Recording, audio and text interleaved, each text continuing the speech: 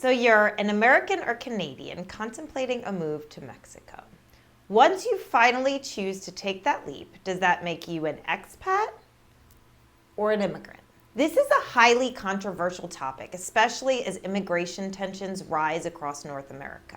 While Americans and Canadians roam around Mexico, calling themselves expats, sometimes on nothing more than a tourist visa, Mexicans in the United States are labeled immigrants, accused of being illegal immigrants, exiled, deported, sometimes even jailed. So what's with this double standard? If you're like many Americans or Canadians, you might be thinking, I've known my entire life that if I move abroad, I'm called an expat. Why am I suddenly getting flack for a word that's literally been used for hundreds of years? Well, today we're breaking it down.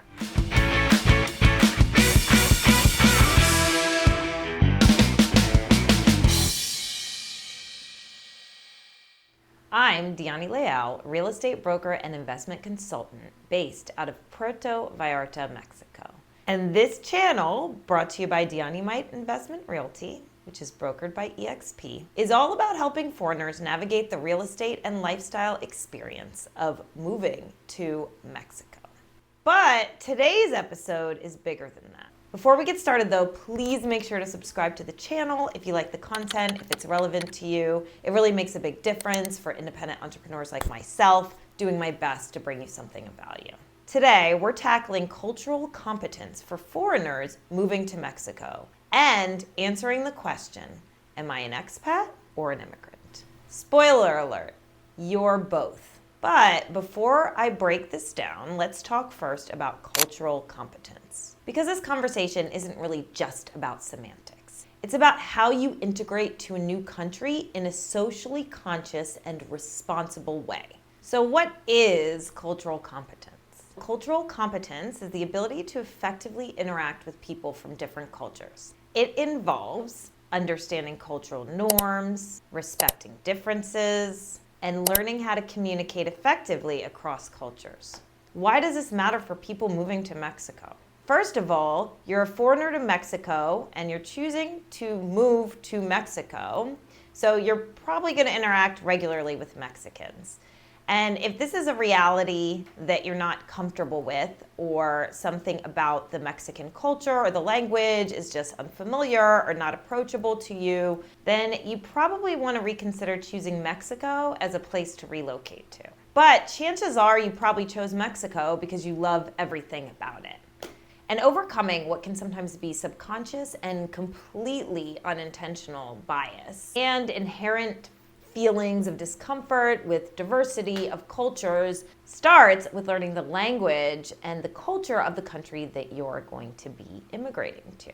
If you've seen any of my other videos, you would probably know a little bit about my story, but before I got into real estate, I worked at an NGO that I founded in Nicaragua. And the reality of this NGO, which I founded specifically to integrate the opportunities of the tourism industry with the local community, involved a lot of interaction between the foreign populations and the locals of the town where we lived and Nicaraguan nationals in general. And there was a lot of miscommunication and a lot of tensions that oftentimes arose. Some volunteers came from whatever country they were from the US, from Canada, from Europe, and they really had great intentions. They wanted to help in the organization. And foreign involvement was a really important part of the organization for volunteers, for English teachers, and for donations. So we wanted to make it work and really try to understand where the miscommunication could be coming from. So with our board of directors, we sat down and we did a lot of exercises in our own cultural competence, because the truth is everybody has internal biases, and anytime you're interacting with people that are different from you, there's certain impressions you might have and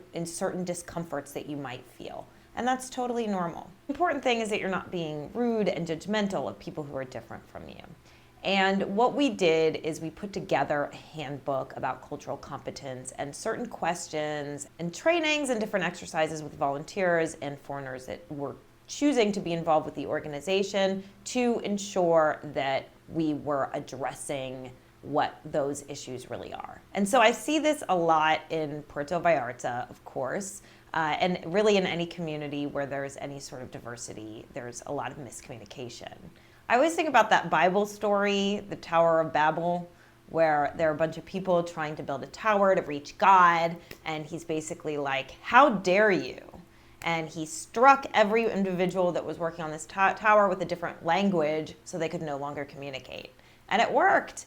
Everybody just gave up. They couldn't talk to each other. They were all different. And then they scattered the earth and formed all the different cultures and languages that we have today. And whether you see this as a myth or history, the story really does highlight a pretty fundamental truth. Whenever people from different cultures and backgrounds come together, misunderstandings are inevitable.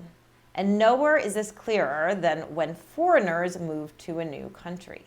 So this is something, if you're a foreigner that's considering moving to Mexico or another country, that you want to be conscious of. And although this is so much deeper than just what you call yourself, if you refer to yourself as an expat or an immigrant, it really does start there. You know, how you choose to label yourself and how you see yourself and your connection with the local community is pretty important. So let's get to the point. An expat is short for expatriate, which means someone living outside of their home country. This term describes your relationship with your country of origin. An immigrant is somebody who moves to another country with the intention of residing there. This describes your relationship with the country where you live. So to put this into some terms that distinguishes the two, I'm an American and I left the United States in 2008. Which means I've been an American expat for 17 years. In 2008, I immigrated to Nicaragua, where I lived for 9 years. So I was an immigrant to Nicaragua for 9 years. In 2017, I moved to Mexico, where I've lived now for 8 years. So I've been an immigrant to Mexico for 8 years. So these are three different things. I've been an expat for 17 years. I left the United States. I have not lived in the United States. I am an expatriate of the United States. But I was an immigrant to Nicaragua for 9 years and an immigrant to Mexico for 8 years. So that kind of helps distinguish between, these are all different things. These are different terms. There are two different countries where I've immigrated to. So a lot of times I have utilized those terms to describe my entire experience ever since I left the United States. So why do people get upset then about the term expat? So this is where it gets sociopolitical. Americans and Canadians refer to themselves as expats and not that much as immigrants, and it can sometimes seem like they see their relationship with their home country as more important than their integration into the country where they've moved to, in this case, Mexico. And when people from wealthier, predominantly white countries move abroad, they are more likely to refer to themselves as expats. And when people from developing countries move abroad, they are considered immigrants. So you can kind of see the double standard there and why there might be a little bit of tension and discomfort in those terminologies. And when you think about it, Mexicans moving to the US face enormous scrutiny. Visa issues, deportation risks, and being labeled as illegal even if they've lived there for decades and have all of their documents. Meanwhile, many Americans move to Mexico on tourist visas, live here for years without any legal residency, and still call themselves expats. However, there are tons of Americans and Canadians, especially here in Puerto Vallarta, that do have their documentation and are residents, and so also think, hey, I've immigrated legally, I've done the work that I need to do to be here, I'm a legitimate member of society. Why is there all this scrutiny for me, you know? But the controversy isn't really about the words themselves. It's about privilege and the power dynamics that are behind them. So really just being sensitive about those kinds of things and just conscious of it is important when you're trying to be aware of what your role is in Mexican society. So then what do I call myself then? Honestly, that really does depend on the context.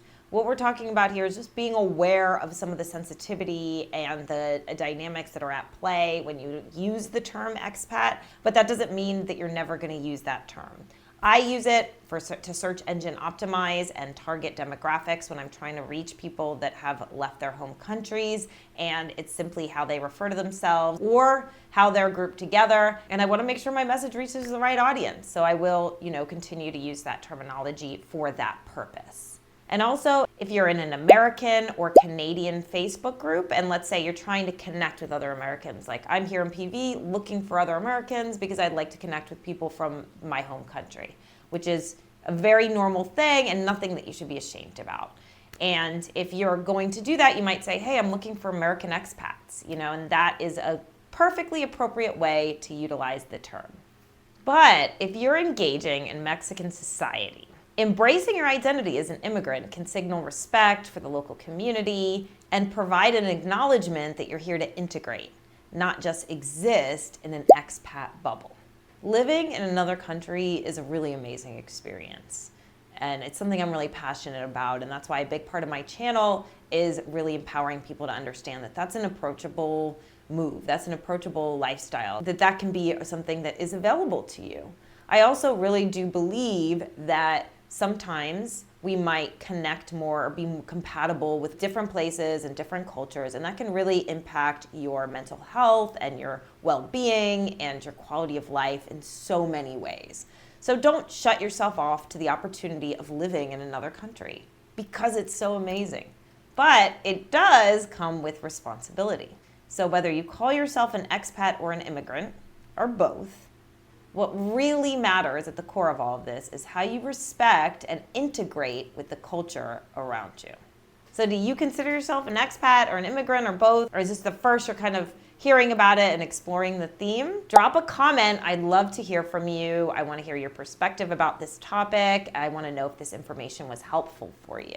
And of course, if you are in Puerto Vallarta or you're considering moving to Puerto Vallarta, I'm happy to help you in looking for a property. And also so much more than that. I can help guide you through the integration experience and answer all of your questions. And any of my clients will tell you how supportive I am with every detail of the logistics of relocating and immigrating to Mexico.